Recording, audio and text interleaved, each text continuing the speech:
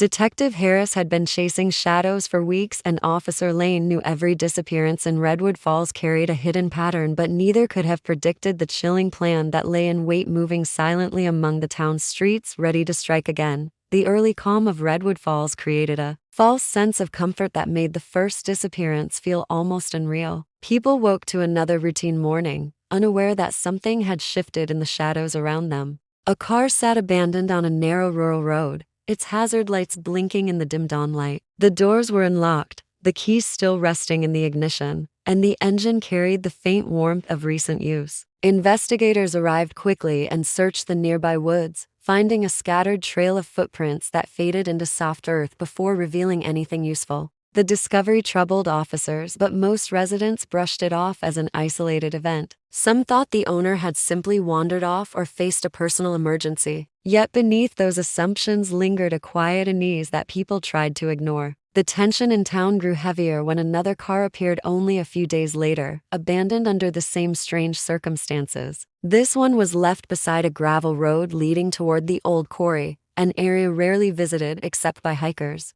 The similarities between the two scenes unsettled investigators. Only the locations differed. There were no signs of damage, no obvious clues, and no footprints. This time, the missing owners had no connection to each other, and each vehicle had been discovered in a remote place where help would have been hard to reach. People began to whisper that something unusual was happening, but no one wanted to admit how serious it might become. When a third vehicle was found during the following week, the pattern could no longer be ignored. This time it was spotted near a small bridge at the edge of town, engine running and doors wide open as if the driver had stepped out only moments earlier. Officers conducted a large search around the creek below but found nothing helpful. Panic remained quiet yet unmistakable. Families started double-locking their doors, checking on relatives, and avoiding nighttime errands. Community meetings filled with worried faces as neighbors tried to understand what was unfolding. Police patrols increased, but even their presence failed to calm the sense of dread spreading through the town. Redwood Falls wasn't used to mysteries,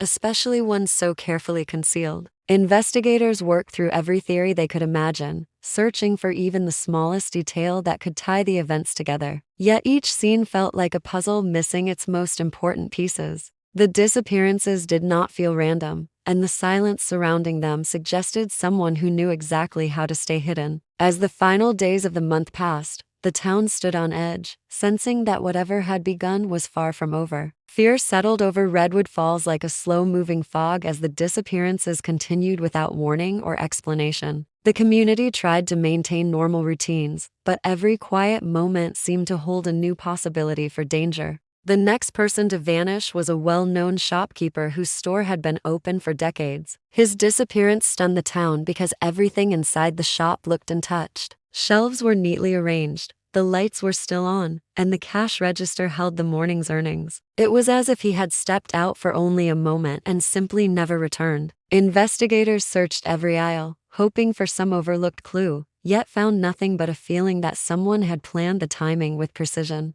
As police reviewed footage from nearby buildings, they noticed a faint shadow passing behind the shop only minutes before the owner vanished. The figure moved quickly and seemed to know the blind spots of the cameras. When officers tried to enhance the video, the frames distorted, offering no clear details. The failure left investigators frustrated, and the public became even more uneasy. People wondered whether the shadow had been a coincidence or a deliberate sign that someone was watching. Rumors spread that the disappearances were connected, but no one knew how or why. Neighborhood watch groups formed across the town in an attempt to restore a sense of safety. Residents walked in pairs, parents escorted their children everywhere, and even familiar roads felt strange under the weight of growing fear. Simple tasks like taking out the trash or checking the mailbox after dark became moments of caution. Every face looked suspicious, and every unusual sound made people stop and listen.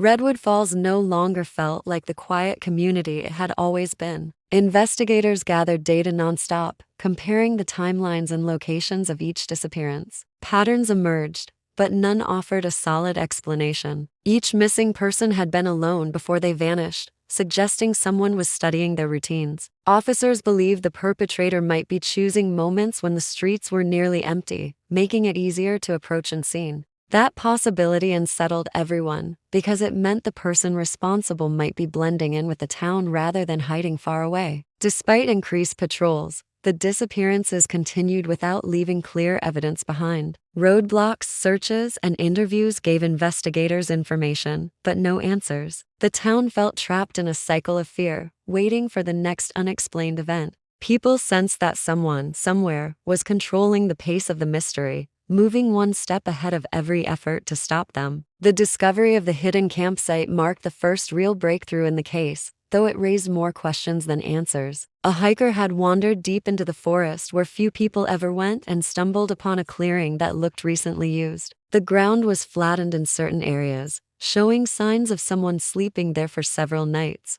Supplies were arranged with surprising care. Neatly stacked water bottles, a rolled map weighed down with stones, and a small notebook filled with unreadable markings. Investigators arrived quickly and secured the area, treating it as the first solid lead they had found since the disappearances began. The campsite suggested purpose and planning, forcing the police to admit that someone had been watching the town long before anyone went missing. The most alarming discovery was the map pinned to a tree trunk. It showed a drawn outline of Redwood Falls with certain streets highlighted in red. Each highlighted location matched places where vehicles had been found or where missing persons were last seen. This confirmed that the disappearances were not random. Someone had been studying patterns, tracking movement, and marking points that offered the best opportunities to isolate a victim. The markings formed a wide circular path around the town, almost as if the perpetrator was tightening a loop around the community. As investigators searched for footprints and other traces,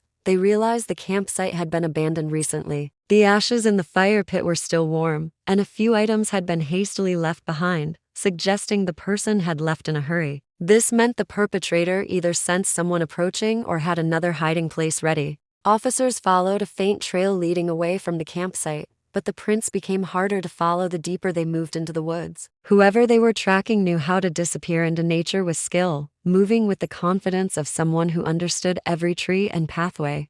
The notebooks found at the site were equally unsettling. Many of the pages had small symbols instead of words, and the drawings appeared to represent houses, roads, and landmarks. Investigators believed the strange markings were a personal tracking system, possibly used to observe routines. Some pages showed rough sketches of vehicles parked in the same spots day after day, while others seemed to document the busiest and quietest hours on certain streets. None of the notebooks mentioned names directly, but the level of observation made it clear that the perpetrator had blended into daily life without attracting suspicion. The discovery of the campsite should have offered comfort to the residents, yet it had the opposite effect. The fact that someone had been living so close to town while remaining unseen made the danger feel more immediate than ever. It became clear that the person behind the disappearances was not acting impulsively but following a plan that had been in motion long before the town realized anything was wrong. State investigators arrived in Redwood Falls with a sense of urgency, bringing tools and techniques that the local police did not have. Their presence signaled that the situation had grown far beyond a small-town mystery. They analyzed every detail from the campsite, from the shape of the footprints to the type of paper used in the notebooks. Specialists in behavioral patterns created a timeline that showed a steady acceleration in the disappearances. Each event happened closer to the next, suggesting that the person responsible was becoming more confident or more desperate.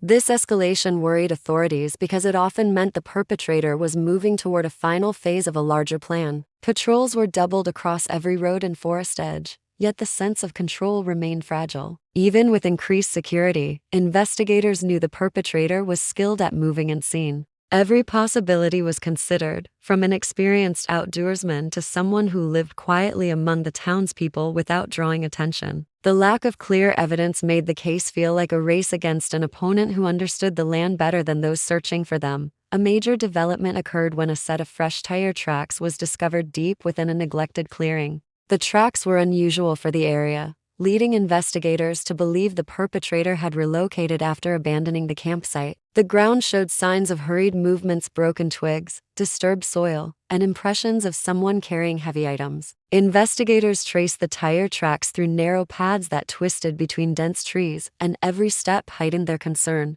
The person they sought seemed to know shortcuts and hidden routes that most locals had never noticed. The trail eventually led to an old storage building on the far edge of Redwood Falls. The structure had been part of an old lumber yard decades ago, but had long since been forgotten. Its rusted exterior made it appear empty, yet subtle details suggested otherwise. Fresh footprints circled the entrance, and the dust on the door had been disturbed recently. A small gap in the boarded-up window revealed faint movement inside, though no person could be clearly seen. The building felt like a place chosen for secrecy, not shelter. Officers surrounded the structure in silence, preparing for a careful search. Every possibility was considered, including the chance that the perpetrator might have set traps or fled moments before they arrived. The tension among investigators grew as they prepared to enter. The building represented the closest they had come to the individual responsible for the disappearances, yet it also carried the risk of confirming their worst fears.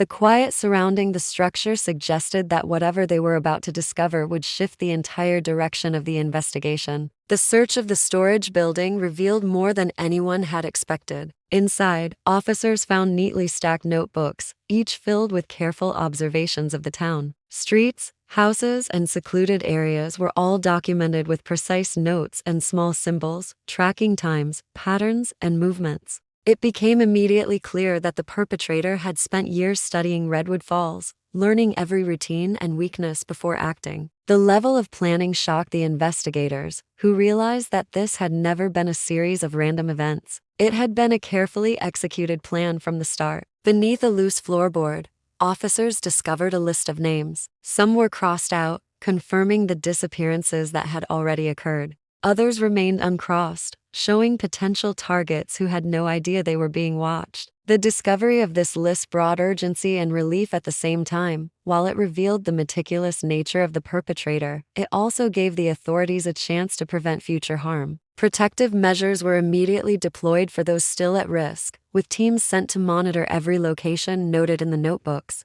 As officers secured the building, a faint movement caught their attention through a partially open window. A figure had been attempting to escape through the back, blending into the shadows of the surrounding trees. Teams quickly coordinated to block potential routes, moving quietly to avoid alarming the suspect. The chase through the forest was tense, with investigators using their knowledge of the terrain to anticipate where the individual might go. The pursuit ended near a steep ravine, where the person finally surrendered without resistance. The capture marked the end of weeks of fear and uncertainty, bringing a sense of closure to the community. News of the arrest spread quickly throughout Redwood Falls. Relief washed over residents who had spent nights worrying about their safety, but a lingering unease remained. The town had been infiltrated by someone capable of moving among them unnoticed for years, and the memory of that presence would not fade easily. Families slowly returned to normal routines, but neighbors remained more vigilant, checking on one another and sharing information more openly. Authorities continued to study the notebooks, maps, and other materials found in the building. They documented every detail to ensure that nothing was overlooked and to learn from the perpetrator's methods for future prevention.